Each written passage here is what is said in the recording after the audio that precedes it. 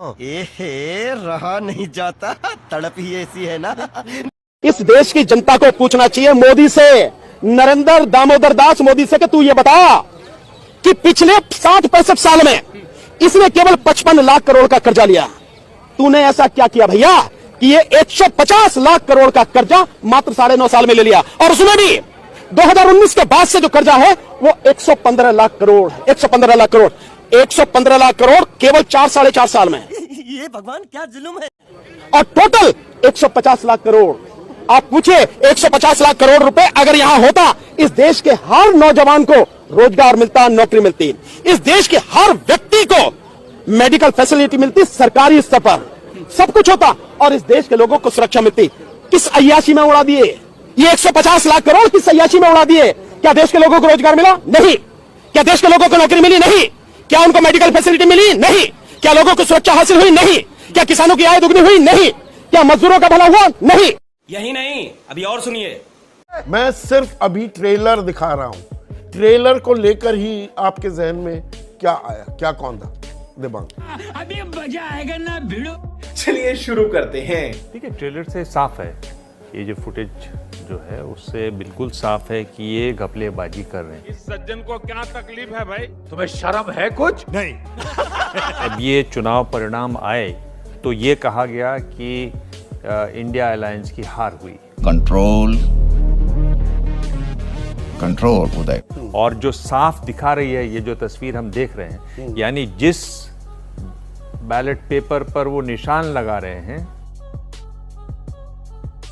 वो जो बार बार देख रहे हैं कैमरे की तरफ कि कैमरा हटा या नहीं हटा, अगर आप देखें तो उसमें एक बार कैमरा उनसे हटता भी है। हाँ। और वहां 3-4 लोग खड़े हुए हैं जो कहते हैं कैमरे को हटाने के लिए कि भाई कैमरा उस तरफ न रखें, क्योंकि जहां ये दिख रहा है ये कैमरा यहां है। झूठ है, झूठ है। और नहीं तो कम से कम उसको हटना चाहिए था। वो कैमरा हटता है और पता नहीं क्यों वापस भी आ जाता है। तो एक बहुत शख्स बड़े नाराजगी से कह रहे हैं कैमरा हटाओ। आप उसको देख सकते हैं, सुन सकते हैं इस बात को, वहां पे आवाजें सुनाई देती हैं। और जो चीफ जस्टिस साहब ने कहा कि ये लोकतंत्र की हत्या है, बात तो सही है। यही नहीं, अभी और सुनिए।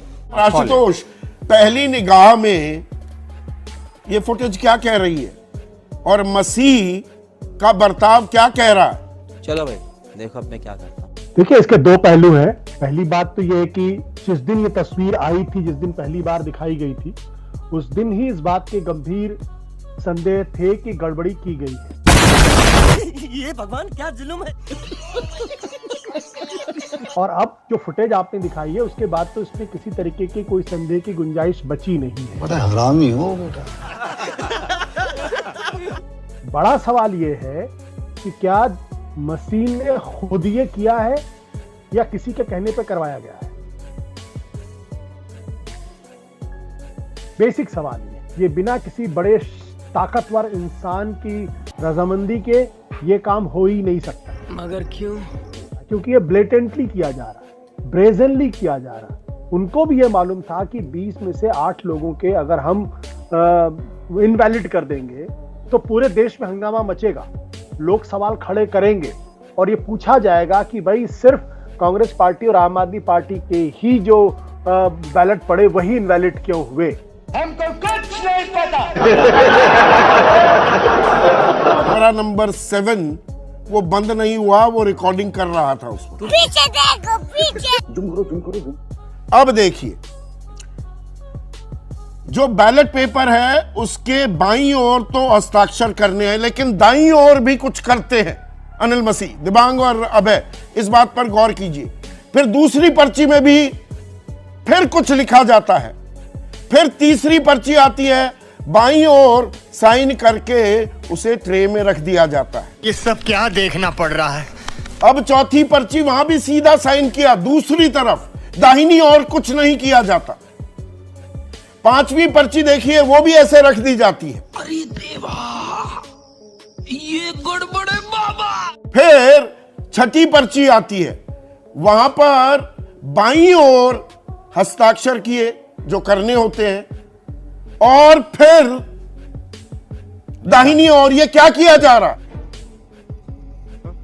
स्मज किया जा रहा है, कोई निशान लगाया जा रहा है, एक आधार तय किया जा रहा है कि ये वोट इनवैलिड है। क्या करूं मैं इसका, क्या करूं इसका। अब 7वीं देखिए, अब तक 3 पर्चियों में 2 जगह हाथ चला है, 7वीं फिर सीधी रख दी जाती है, उसके बाद 8, ये देखिए कैसे कैसे लोग रहते हैं यार यहाँ पर। ये 7वीं में भी फिर हरकत होती है कैमरे की और कैमरे की तरफ देख रहे हैं। चोर की दाढ़ी में ये तिनका है क्या? अरे हाँ भाई हाँ। लॉ एंड ऑर्डर तो जीरो टॉलरेंस जीरो हो गया है, जीरो टॉलरेंस ही जीरो हो गया। हर दिन हत्या और तमाम घटनाएं आ रही हैं। इनके ही क्षेत्र का बताइए, पासी बिरादरी का आदमी मार दिया गया, 5 तारीख को मार दिया गया।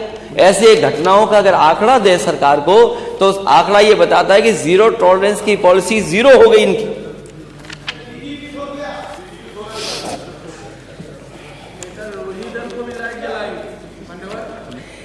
बीएचयू में, हालांकि वो सेंट्रल यूनिवर्सिटी है, पीडीए मात्र 13% है उसमें। पीजीआई में, लोहिया इंस्टीट्यूट में, केजीयू में पीडीए क्या है, मुझे उम्मीद है सरकार बताएगी इस बात को लेकर के।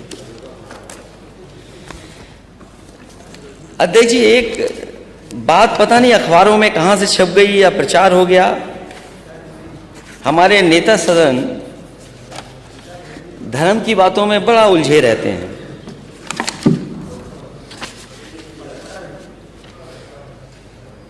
कभी किसी ने कहा है कि धर्म अमीरों की शान और गरीबों की सिसकियां हैं। किसी ने यह भी कहा कि धर्म अफीम का गोला है।